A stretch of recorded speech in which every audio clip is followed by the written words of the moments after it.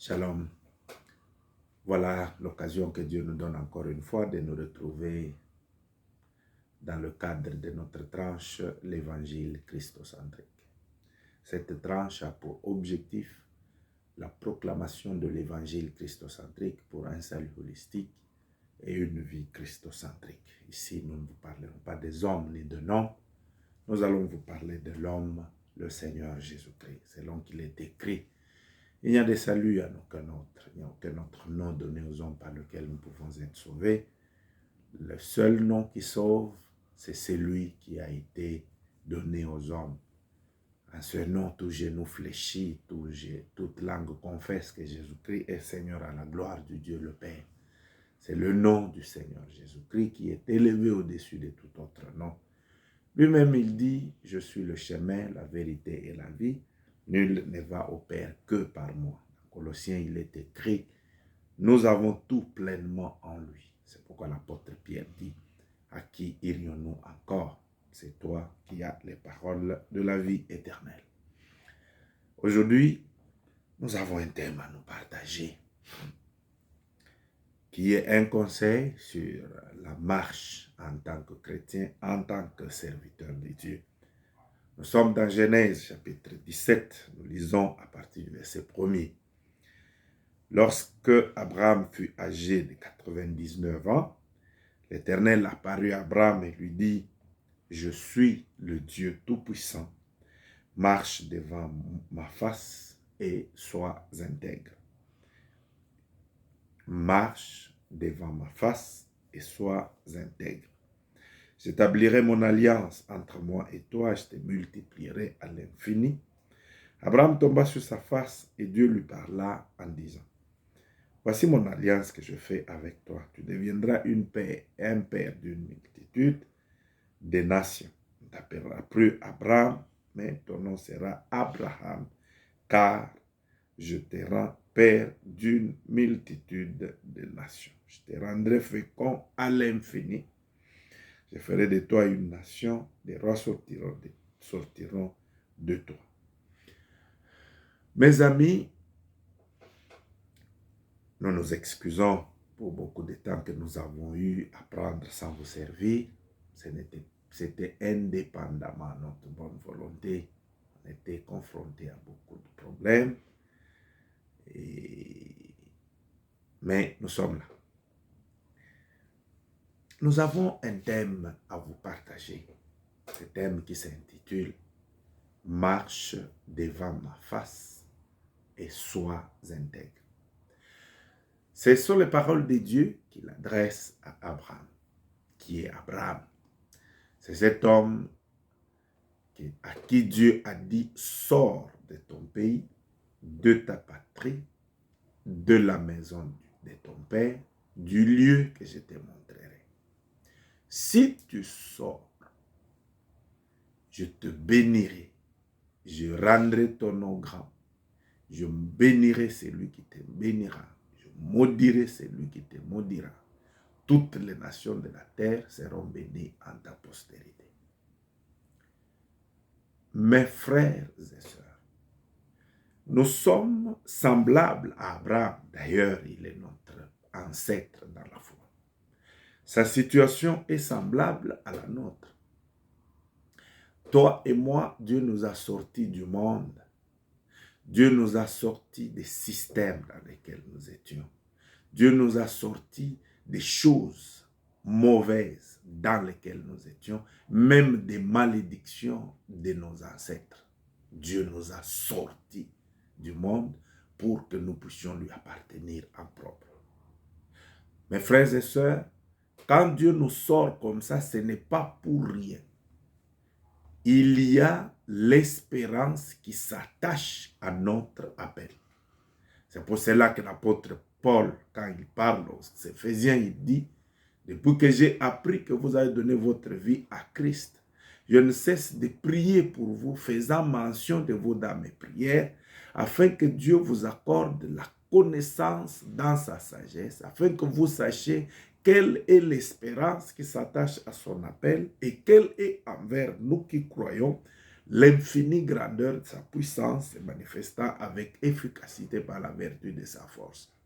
Ça veut dire, lorsque Dieu nous appelle du monde, reçois Jésus-Christ comme ton Seigneur et ton Sauveur et que tu deviens maintenant chrétien, il y a une espérance qui s'attache à cet appel-là. En d'autres termes, Dieu ne nous appelle pas pour rien. Il nous prépare beaucoup de choses, parmi lesquelles il y a les promesses qu'il nous a faites. Oui, sors de ta patrie, je ferai de toi une grande nation. C'est une très bonne chose. Lorsque Dieu a adressé à Abraham ces paroles, Abraham avait 75 ans. 75 ans, déjà il n'avait pas d'enfant, parce que sa femme était moins âgée que lui de 10 ans. Elle aussi n'avait pas d'enfant, n'avait pas l'espoir d'avoir des enfants. Mais Dieu lui promet que toutes les nations de la terre seront bénies en ta postérité. En d'autres termes, Dieu lui a fait cette promesse quand il n'y avait pas de possibilité pour Abraham ni à Sarah d'espérer, mais il lui a quand même fait une promesse.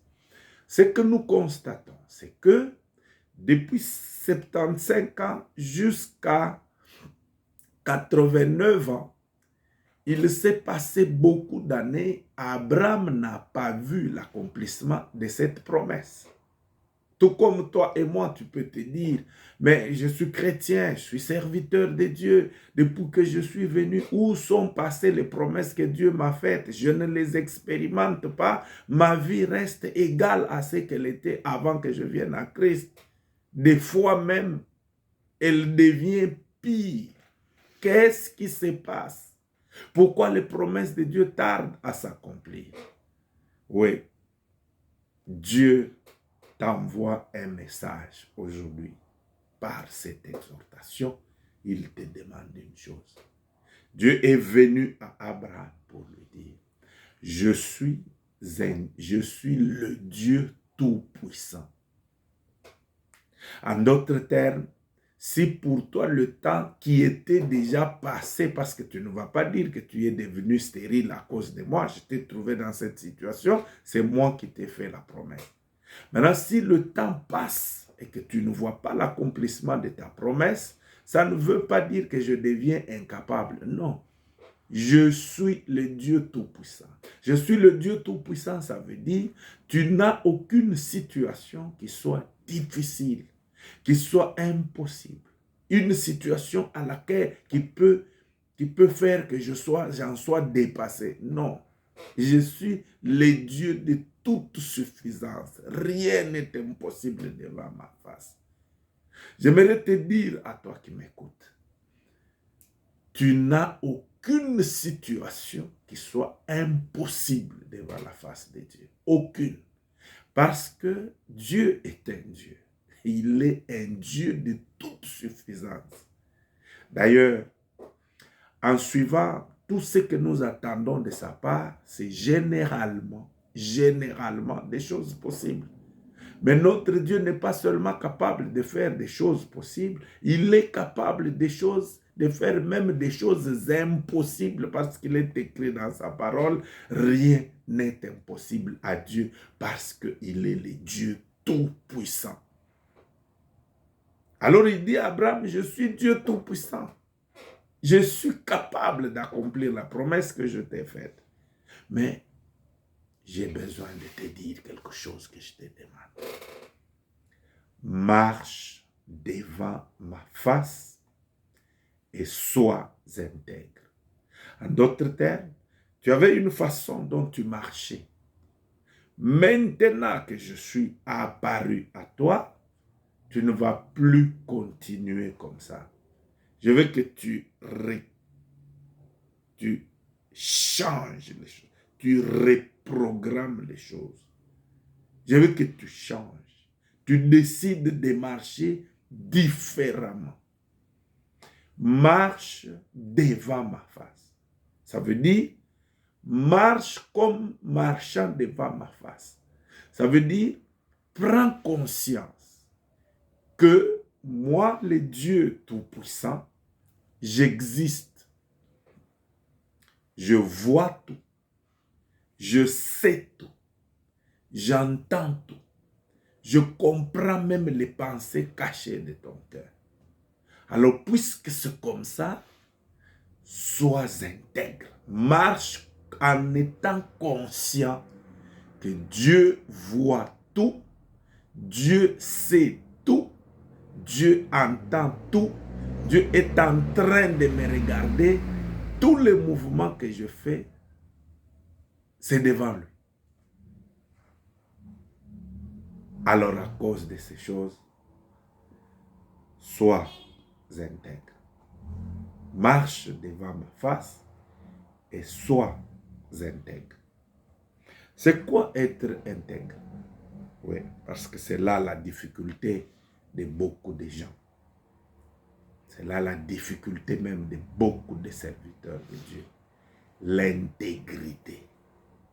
L'intégrité a le sens de la totalité. L'intégrité a le sens du mariage entre ce que tu dis et ce que tu fais.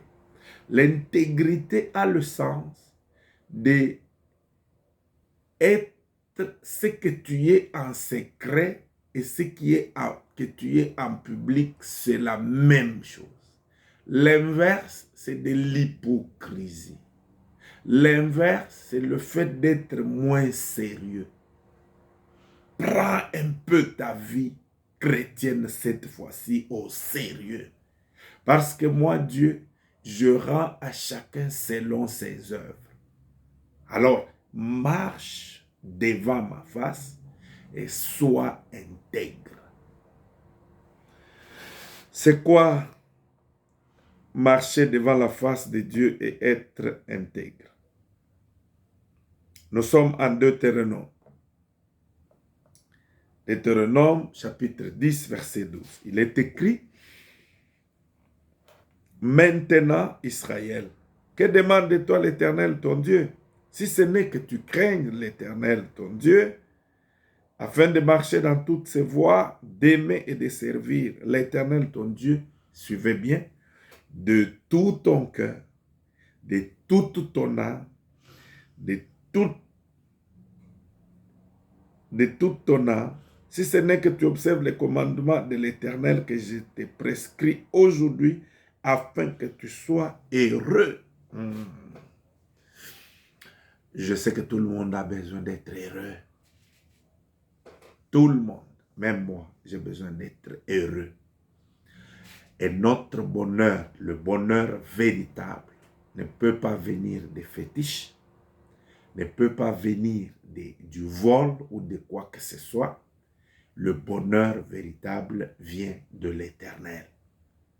Alors, pour te donner ce bonheur, toi, en tant qu'enfant de Dieu, tu ne dois pas seulement te préoccuper de ton propre bonheur, mais tu dois te demander qu'est-ce que l'Éternel aussi demande de moi, qu'est-ce qu'il attend de moi. C'est très important. Oui, parce que beaucoup de gens, quand ils viennent à l'église, ils viennent à Christ, peu se soucient et se préoccupent de ce que Dieu attend d'eux. Tout le monde n'a que son petit programme. Je veux ça. Que Dieu fasse pour moi ça. Que Dieu fasse pour moi ça. Très bien. Dieu est même disposé de le faire. Et aussi, il dit qu'il est tout puissant. Mais il faut que tu t'arrêtes pour te dire, le Dieu de qui j'attends tout ici, qu'est-ce que lui aussi attend de moi? Une question capitale et très importante. Voici ce que tu dois faire. Le jour que tu vas commencer à raisonner de cette façon, tu as commencé à bien prier. Ça, c'est très important. Alors, de manière sommaire, il y a 4 choses que Dieu attend de toi et il les attend de tout ton cœur. Dieu attend de toi ces 4 choses de tout ton cœur, de toute ton âme et de tout ton esprit. Les 4 choses, la première est que tu aimes l'Éternel. Le refrain est le même. de tout ton cœur, de toute ton âme, de tout ton esprit. Nous n'allons pas beaucoup nous attarder sur l'amour. Tu dois aimer Dieu. Nous n'allons pas beaucoup nous attarder sur l'amour parce que il y a beaucoup de textes que nous avons élaborés sur ça, très riches. Allez sur notre page, vous trouverez l'amour de Dieu envers nous, vous trouverez notre amour envers le prochain, vous trouverez l'amour que nous devons avoir pour Dieu. Ça se trouve sur notre page. Et d'ici là, vous allez voir l'amour pour soi. Ce sont des textes bien faits, adaptés à votre compréhension et très riches. Après l'amour, deuxième chose, tu dois craindre Dieu. Beaucoup de gens ne craignent pas Dieu. Craindre Dieu, ça veut dire quoi? Faites comme si tout ce que tu dis, fais. Dieu te voit. Est-ce que tu peux être à l'aise? Il y a un ancien de l'église qui a courtisé une sœur. La sœur a accepté. Alors quand ils arrivent au lieu du forfait, avant de commencer, la sœur dit, pas si vite. Commençons d'abord par prier le Seigneur, par dire merci à Dieu avant de commencer. L'ancien ouvre les yeux, c'est tu es sérieuse là. Il dit, mais oui, toi et moi, on ne se connaît pas si ce n'était pas à cause de Jésus.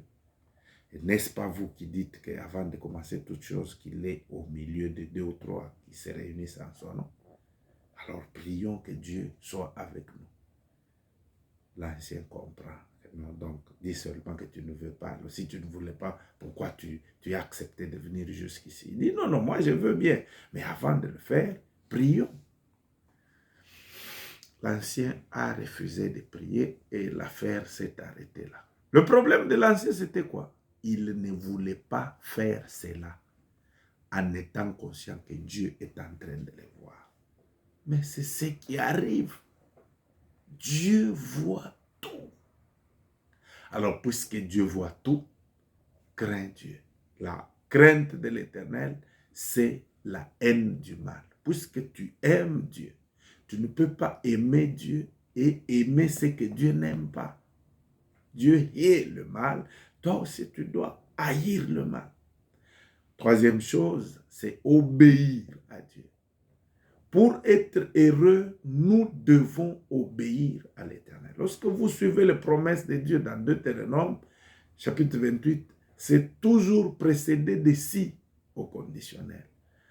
Si tu mets en pratique ces commandements, ces bénédictions te suivront et t'atteindront. En d'autres termes, tu obéis seulement à la parole, la bénédiction va te localiser. Est-ce que nous obéissons à la parole? Dieu veut maintenant que tu obéisses. Quatrième chose, c'est que tu le serves, cette fois-là, de tout ton cœur. Pourquoi Dieu dit, marche devant ma face et sois intègre? Nous lisons quelque chose ici.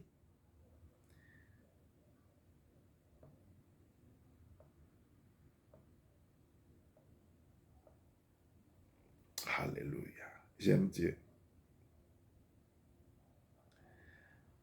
Pourquoi Dieu veut que tu marches devant sa face et que tu sois intègre? Il est écrit ici dans 1 Chronique.